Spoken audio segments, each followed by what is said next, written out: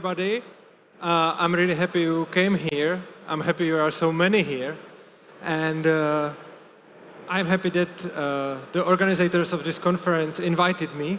And we have just 20 minutes, so let's talk about if to regulate Bitcoin or not regulate Bitcoin, because that's the question.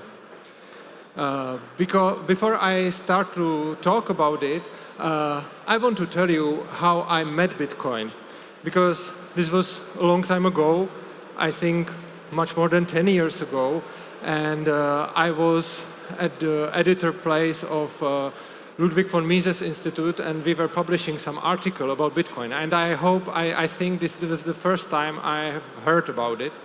And back then, it was like, yeah, it's a project, some tool for achieving liberty. I liked it because it was a competition to government money, and I don't like government money which are imposed to us by the state and central banks.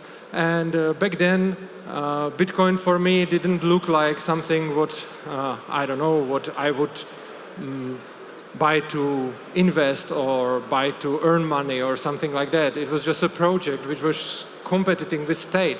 And I was like, okay, I'm going to support it. So I bought some without any expectation. Because back then, for me, it was just a tool for achieving liberty. And it didn't change, I think, till now. And I know that Bitcoin is for many people instrument for investment or instrument for getting rich or whatever. But after that many years, for me, it's still the same, a tool for achieving liberty. And a lot of things have changed, like Bitcoin is getting popular and politicians are Bitcoiners now even, because they would do quite anything for getting votes in elections. And if the Bitcoin is popular, they are using it. You know, here's a lot of people from other countries, but I see some faces from Czech Republic. So you probably know Babiš and Schillerová with the bees on their clothes. Yeah, and they are just doing it because it's giving them votes. Babiš would, I don't know, put a picture of his on the toilet to the newspaper if it would get him votes. Well, I said would, but he actually did it. The older of us remember that there was really such a picture in Czech media which Babiš posted before elections, and he was there in the toilet. So now Bitcoin is the same for him, like he's there with the bee. And who are you who is not from Czech Republic and you are from other countries? You probably know, I don't know, Trump or other guys who are doing basically the same. Well, Trump is making money on Bitcoin, moreover, but he's also getting invited to some crypto conferences, like, you know, he's famous, and if you invite him to conference, you get views, you get media attentions, and so on. So I can understand why somebody do this. I can understand why somebody invites Trump on crypto conference. On the other hand, I probably wouldn't go myself to presentation of Trump how he's talking about Bitcoin, because why? My time is too precious to me, and I can listen to other people talking about Bitcoin, I think even much better than him. But as this is happening, it leads to many libertarians are starting to, I don't know, maybe refuse Bitcoin, because it seems like Bitcoin is corrupted by states. And the question is it really like that? Is Bitcoin corrupted by states? Because we can see it all around the world. Like, you know, in El Salvador, there is a dictator who was trying to impose Bitcoin to the people in El Salvador and make it like their government state payment. As well as many central banks are buying Bitcoins as their reserves. And for example, United States are getting Bitcoins from terrorists or even from drug dealers and closed dark markets, and they are using them. So the tool for achieving liberty is now used by many as a tool for achieving power. And this is the reason why some libertarians are turning their back to the Bitcoin now. Like, okay, it's just, I loved it.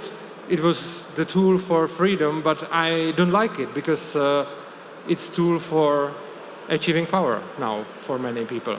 And what's my position to that? I would say I just don't care. I don't care what the others are doing with Bitcoin. I don't care what central banks are doing with Bitcoin. I don't care what El Salvador is doing with Bitcoin. I'm not applauding to it, but I'm also not saying like, I don't like Bitcoin now because some people are using it as a tool for achieving power, because any tool can be used quite for anything. And if you have a gun, it can be a tool for defense, but it can also be a tool for offense. And I won't stop use my gun just because some other people are using guns to make terrible things in the world. And this is the same with the Bitcoin. Because I don't want to give my attention to politicians. I do it in some way. For example, right now, I'm talking about them, so I am giving them my attention. But I don't want to live my life according to politics. And I don't trust politics. I don't trust politicians. I don't trust government. But it doesn't mean that I automatically trust opposite anything that they say. Because I don't think this is quite smart way how to achieve it. As well as I don't obey politicians, but it doesn't mean that I am going the opposite of what they say. Because if I would be controlled exactly the same way, just opposite direction. You know, if you do whatever government says, you are controlled by them. But if you do the opposite, you are controlled by them as well, just in other direction. But I don't want that. I don't want to be controlled by anybody. I just want to live my life. I just want to use my money as I want. And I don't want to ask anybody for permission. And this is also the way why I, for example, support Monero, as well as I supported Bitcoin a long time ago. And I bought it, not because I thought I would get rich on it, even if it happened, but it wasn't my intention. I just bought Bitcoin because it was a competition to government money. Now I hold Bitcoin and I hold even some Moneros. I even agree with Bitcoin maximalists who are saying that Bitcoin is the best storage of value. And it is. I know that it is.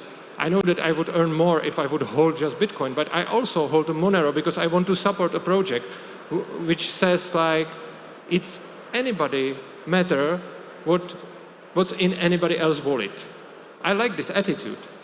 And I don't want to change it. I think that this world made big change, like economical secrets and banking secret was here long time ago, like really big thing. Now nobody cares about it. But I think that what's in your wallet is your secret as well as your health record, or as well as any other stuff of your private life, because it's just your privacy.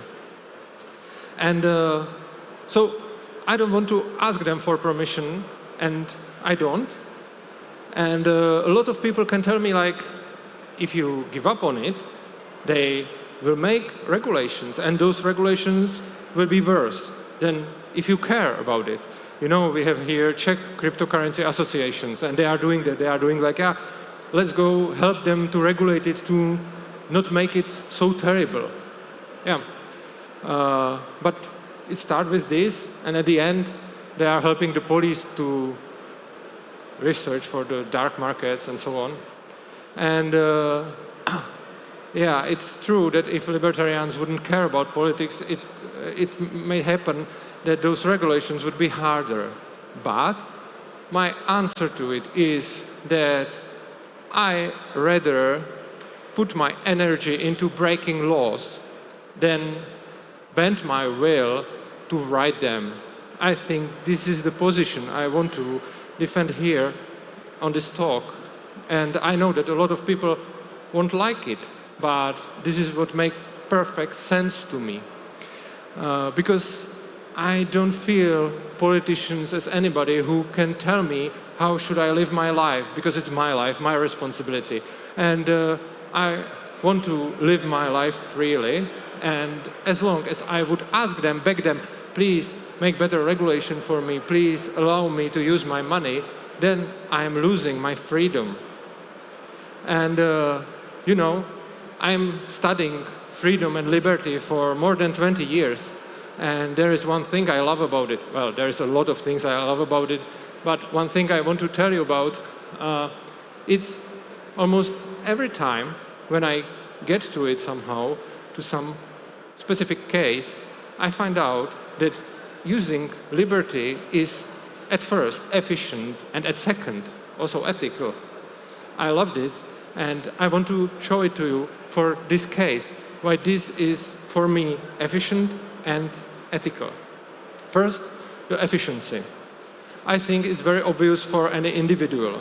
Like the process how to change law is really hard. It takes a long time. You can spend a lot of energy on it. It's very unsure on the output. And mainly, it's dirty politician game. And if you play it, you get dirty too. If you want to be successful in it, you probably get dirty. You do some compromises with your ideals. So, and even if you just look at the energy, if you don't like some law, if you try to change it, it's definitely much more energy than find your way how to break it. You can break it openly, you can break it closely, you can do it hiddenly. There is a lot of ways how to work with that. But a lot of people can say like, yeah, you are right, but that's selfish. It's something what helps you, but what about the society? What about the society when you break the laws, but still there are those bad regulations in the society? But I say that this is absolutely scalable, because you can teach the others what you find out about breaking laws. And there is a lot of ways how to do that. You can do it openly, publicly, and put it on the internet. Well, that's illegal, but I still do that, and I'm still here. So it's also a way how you can do it. But if you don't want to risk so much, you can do it anonymously on the internet and whatever. So you can help also the society. If you find out the way how to break bad law, you can help people to do it as well. And you can do it like me here. And yes, this is illegal when I'm saying that, at least here in that country. But you don't need to go to the stage and talk like this. You can go to the internet and do it anonymously. And I suppose I don't need to tell you Bitcoiners how to be not visible on the internet. You can do it very well. So I think it's much more efficient to break laws than to change them. And there's also the ethical part. The ethical part I like even more, because I think that the individuals are paying their souls for politics. That's the price you pay for it. Because I suppose you know a lot of people, I know a lot of people who went to politics with like, I'm going there for the freedom. And it usually takes few years, and after that few years, they are doing so many compromises, and then quite nothing is the rest from the beginning. What they came there. They came there to achieve freedom, but they ended like I'm trying to get elected for any price, and they forget why they went there. But okay, I saw it many times, and I don't want to risk it with myself, and I can't recommend it to you. But there is another thing which I think is even much more important, and that's obedience. If you accept that, like, okay, we have here some laws, and if you don't like it, you should change it. This is the obedient way to that. This is the obedient way how to deal with it. Because on the other hand, I can think about it like, I didn't make those laws, and why should I respect them? And why should I even try to change them? This is not my laws. It's just some laws somebody else. Yeah, those people who are creating the laws has the power. They have the physical power to put me in jail or whatever like that. And I can defend to it better or worse, but I can somehow. However, if I spread the obedience, I think this is the poison to our society. You know, probably everybody of you heard a story about how disobedience killed people. Like, you know, kids went to a cliff, they didn't listen to their mother and they fall down, or that guy who called the wolf and then the wolf killed him because they were not obedient. Yeah, and you can die because you are not obedient. But you know how many millions of people died in human history because of obedience? I think that there is nothing more what killed people more than the obedience. Because we always say like it was a war, or it was a communism, or it was a Nazism. And yes, that's true. I'm not saying that it's not true, it is. But there is always the obedience. Because Hitler or Stalin or whoever like that would be absolutely powerless without those millions of people who were obeying their orders.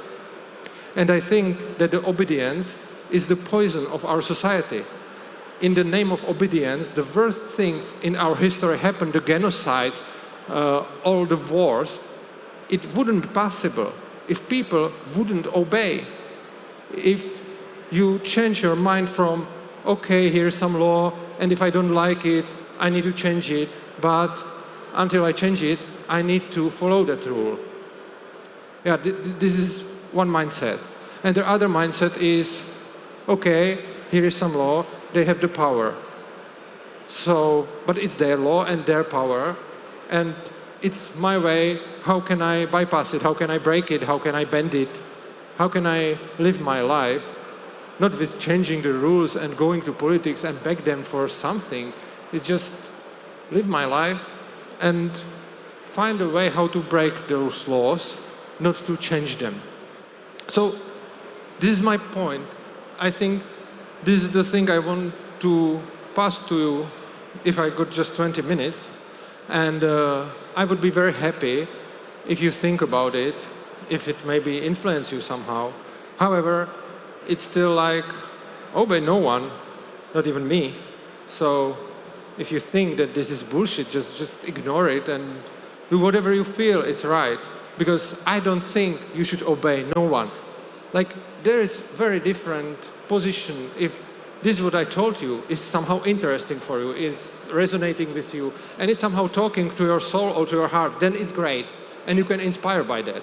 But if you think this is bullshit, just don't follow it, don't obey it. Because you know the best what's in your heart and in your soul and how you want to live. And don't let anybody, not even politician, but not even some anarchist Urza to tell you how to live. Because it's your lives. And they are short. And you have limited time here on earth. So enjoy that time and do whatever you consider is right and not what other people tell you that you should do. Thank you very much. Secure your BTC Prague 2026 ticket at the lowest possible price now.